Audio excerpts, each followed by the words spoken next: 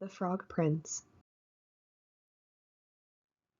Once upon a time there was a beautiful young princess. She was the youngest daughter of the old king and was the apple of his eye. Everything the princess wanted, she got.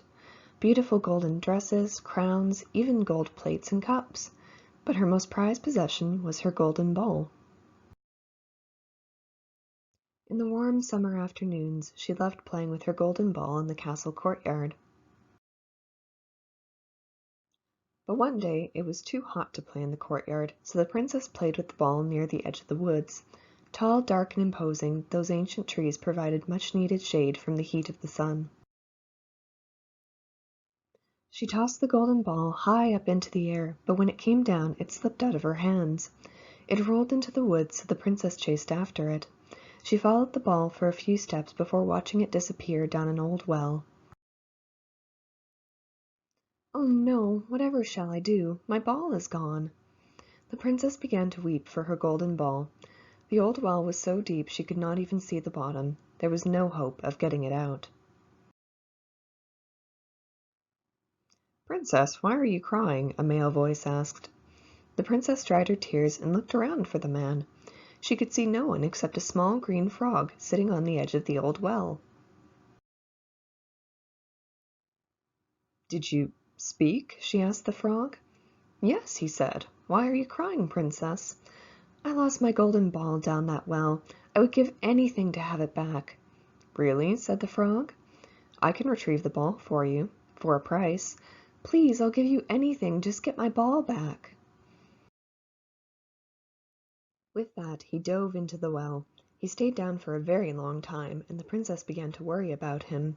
But after what seemed like an eternity, the frog reappeared with the golden ball. The princess took it from him, beaming. "What would you like in return? I have lots of golden dresses, crowns, plates, and cups I could give you," said the princess. "I don't want any of your things," the frog replied. "I want to live like you, princess. I want to eat from your golden plate, drink from your golden cup, play with your golden ball, and sleep in your bed." The princess laughed. "That's silly. You're a frog. Frogs don't get to act like people." Then she turned around and walked away with her ball, sure that she would never have to deal with that silly frog again. But that morning, as she was eating breakfast with her father, the king, there was a loud knocking at the door. "Princess, you owe me a debt," the frog called, pounding on the door. "Daughter, what is this? Do you owe someone a debt?" the king asked, concerned. "Oh, father, it's silly. My ball fell into an old well, and a frog got it out for me. He made me promise to give him whatever he wanted in return, but then he demanded to eat meals with me, play with my golden ball, and even sleep in my bed. Frogs can't do human things." The king looked at his daughter sternly. "Daughter, if you make a promise you must keep it, no matter what. This frog did you a service, and you must repay that debt." Then, before the princess could protest, the king opened the door and let the frog in. "Come in, good frog, and claim your reward. What my daughter did to you was wrong. She will now repay her debt." The princess wanted to cry, but the stern look her father gave her stopped the tears. She had to give the frog what he wanted, no matter how ridiculous it was. So for the next 3 days the frog lived with the princess like a human. He ate from her golden plate, drank from her golden cup, and played with her golden ball in the afternoons. The princess was at first embarrassed at having to share everything with the frog, but he was nice and friendly, and it was good to have someone to play with. She didn't even mind when he slept in her bed.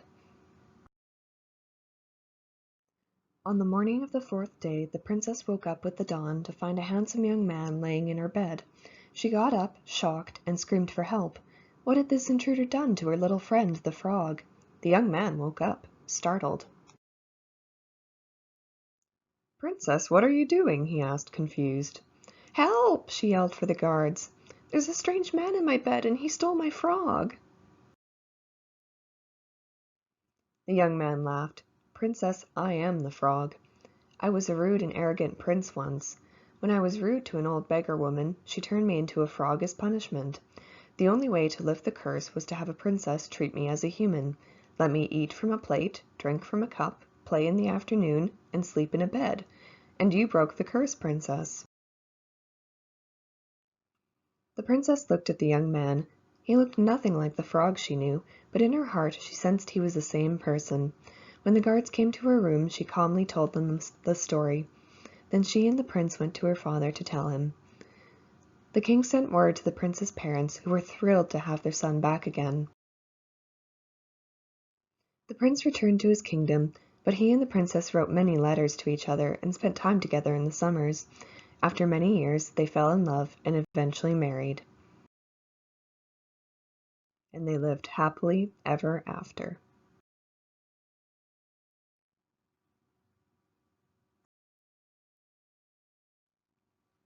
The text of this story was adapted by Carrie Slager for the Museum of Antiquities from the original text by the Brothers Grimm. Thank you for watching.